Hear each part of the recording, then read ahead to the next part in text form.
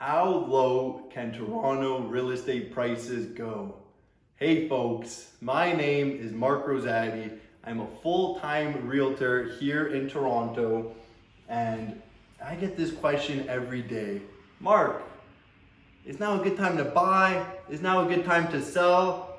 Well, I don't have a crystal ball, but what I do have are the facts. So today we're gonna look at your latest home prices and insights as of December 2022. So we're gonna start here with our detached sales volume in Toronto. So as you see here, when the pandemic hit, sales took a halt. They virtually stopped. There was uncertainty in the markets and no one really knew what was going on. So once we figured everything out, sales took off, reaching a peak, and then eventually started coming down to where we are today. Over the last few months, we've seen relatively low amount of sales, and we're gonna figure out why right here. So no, this is not a meme stock. This is not an NFT. These are Toronto detached prices. These are your average prices. So you can see here, we actually peaked in the month of February at just over $2 million. And now ever since February, prices have come down to where the last 3 months we've kind of flatlined and we've been around that 1.5 to 1.6 range. So let's get into the numbers. Why did they behave this way? So pre-pandemic, the real estate markets were rock solid and the fundamentals were all there. Prices were gradually increasing at a steady rate, a healthy rate. Once the pandemic hit, the Bank of Canada came in and they slashed interest rates 3 times to fire up the economy. What this did over the next 2 years was create a boom in real estate prices, where we went from a bottom of 1.2 to peaking at 2 million over the next 2 years. Now, this kind of growth is obviously not sustainable. So something had to have happened here. This was not a healthy market. Homes were selling extremely fast. They were selling at extreme prices, much over the asking price. And you wouldn't even have the chance to buy a home. You were competing with so many people and there were so few homes that the prices just kept going up and up and up. And it was like you were selling your home one day and then your neighbor was selling the next for 150,000 more. It didn't even make sense. After February and March, the Bank of Canada came in with rate increases.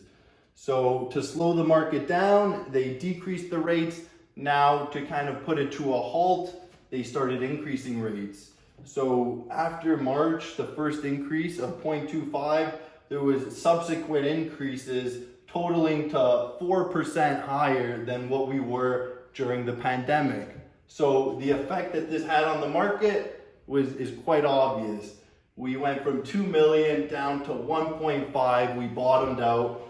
And what do you think? Have we seen the bottom at 1.5 here, or are the effects of the rate increases still yet to have been felt? So our median price as of November now, 2022, is $1,645,000. I just want to contrast that with where we were in 2018.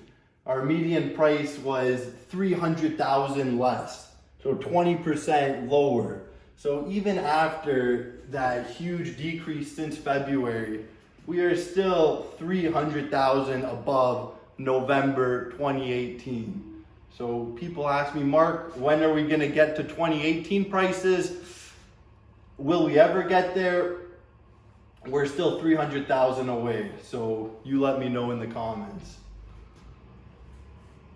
So here is what your average home was selling for in the month of February. So this home was listed at $1,550,000. It sold in 5 days for 33% over asking. That's $500,000 over asking in 5 days. And this was the home. nothing really special, and it sold over $2 million. We can contrast this now with the neighbor's home that just sold in November of 2022. This home had a much harder time selling. It took 5 times as long to sell this home.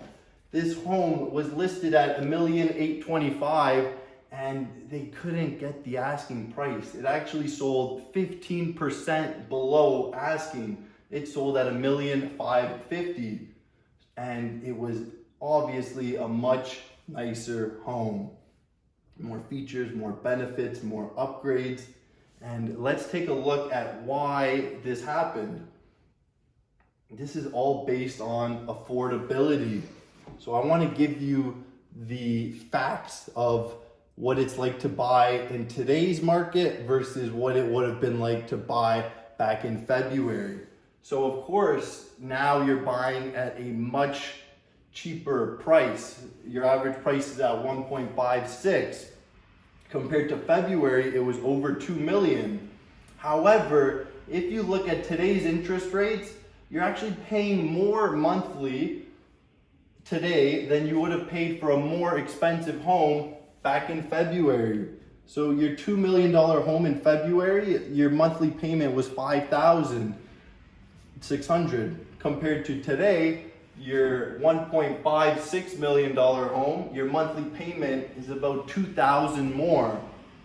So that's why prices have come down. Your monthly payment has gone up.